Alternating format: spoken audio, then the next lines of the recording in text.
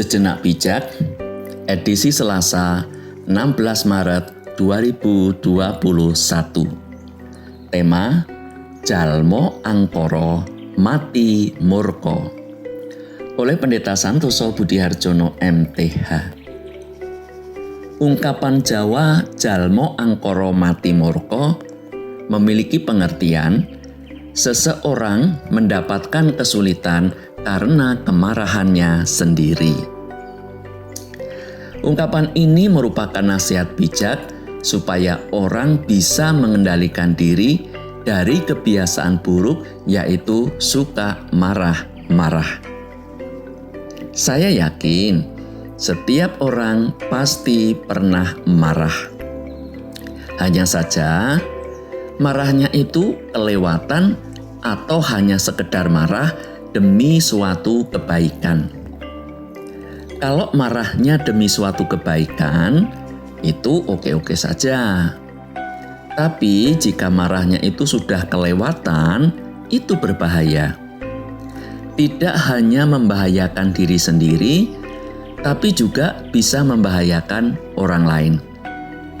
Berikut ini sejumlah bahaya yang bisa ditimbulkan karena kebiasaan marah-marah. Pertama, meningkatkan risiko penyakit jantung. Sering marah-marah dapat berdampak negatif pada kesehatan jantung. Kemarahan memicu perubahan fisiologis yang memengaruhi darah, sehingga dapat meningkatkan risiko serangan jantung. Hal ini karena kemarahan menyebabkan keluarnya hormon stres seperti adrenalin yang membuat jantung berdetak lebih cepat dan tekanan darah naik. Kemarahan juga membuat darah lebih mungkin menggumpal, yang sangat berbahaya bila arteri menyempit oleh plak yang mengandung kolesterol.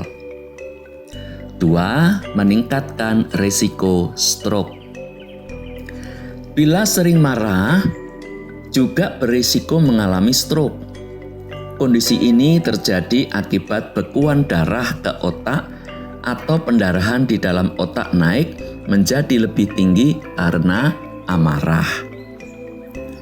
3. Melemahkan sistem kekebalan tubuh. Orang yang sering marah-marah lebih mudah jatuh sakit karena sistem kekebalan tubuh atau imunitasnya melemah.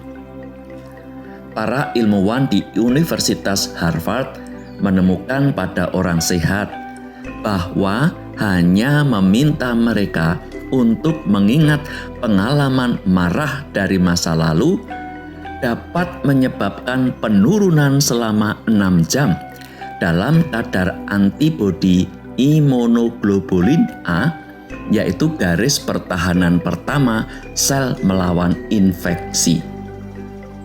4. Memperburuk kecemasan.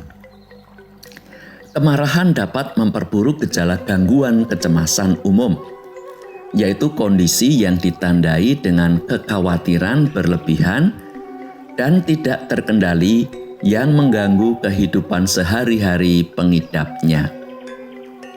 5. Menyebabkan depresi. Ditemukan adanya kaitan antara depresi dengan agresi dan ledakan amarah, terutama pada pria.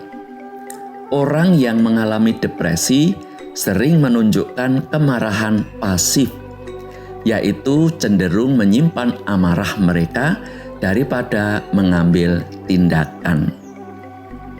6. Merusak paru-paru. Sering marah-marah ternyata juga bisa merusak paru-paru. Berdasarkan hasil penelitian sekelompok ilmuwan Universitas Harvard terhadap 670 pria selama 8 tahun, pria yang keseringan marah memiliki kapasitas paru-paru yang memburuk secara signifikan, yang meningkatkan risiko mereka mengalami masalah pernapasan.